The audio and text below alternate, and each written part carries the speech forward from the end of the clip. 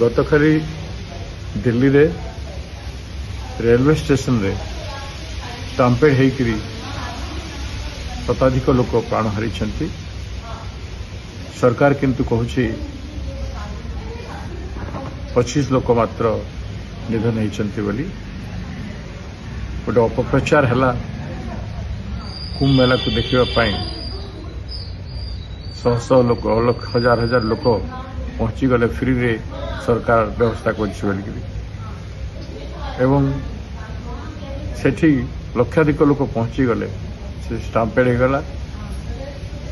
खबर मिलूँ 100 जन रु अधिक लोक मृत्यु होगी किंतु सरकार तुरंत घटना घोड़ाई जहाँ करवा कथा घटना घोड़ाइबार कार्य कर।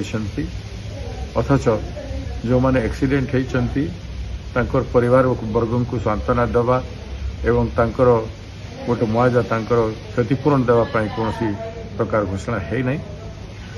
आई घटना कहीं या पछरे को माने अच्छी कहीं लोकंर जीवन सहित खेलले रेलवे ताको स्पष्टीकरण जदि अपप्रचार होता तो रेलवे तार स्पष्टीकरण कहीं देला नहीं। तुरंत रेलवे सिटी स्टेशन रे अरेंजमेंट कहीं कला नहीं जे लोके शुणिकी अपप्रचार शुणिकी आसुंती तो ताकू रोकवा माइक जोगे अनाउंसमेंट करा जाय पारि थांता 4-5टा जगार दयाकोरी जातु नहीं ये भाया घटना किसी नहीं ताहले एते दूर स्टाम्पेड हो न एते बेसी लोक रेलवे स्टेशन को जाई न।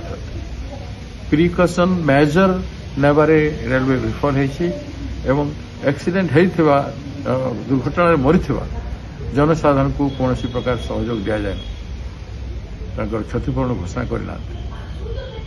मु जानी रेल मंत्री आमर ओडिशार प्रतिनिधि होती भारत सरकार रेल मंत्री अनेक दिन हेले समय अनेक एक्सीडेंट होती प्रतिथर भाया ये एक्सीडेंट मानवता काम से करना। ओडिशार सभ्यता संस्कृति ओडिशा रे जो प्रकार जनसाधारण प्रति शासन क्षेत्र में राजनीति करुवा लोक भी संवेदनशीलता थाए से प्रकार संवेदनशीलता तांकर नहीं।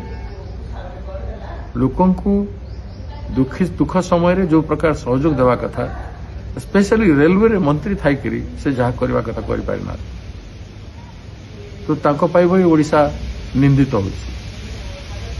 तेणु मु आशा करी से तुरंत घटनार जांच करने सरकार को भारत सरकार कहूँ भारत सरकार गोटे स्ट्रांग कमिटी तैयारी करू ये घटनार संपूर्ण जांच कर जाऊ। एते केयरलेसनेस एते भारत सरकार रेल विभाग हवा कथा न सत्यासत्य घटना जनसाधारण पाखे उन्मोचन हमार आवश्यकता अच्छी एवं परिवार वर्ग को क्षतिपूरण देवार आवश्यकता अच्छी। दुईटा काम तुरंत करेंगे बोली माननीय रेल मंत्री एवं भारत सरकार को अनुरोध कर।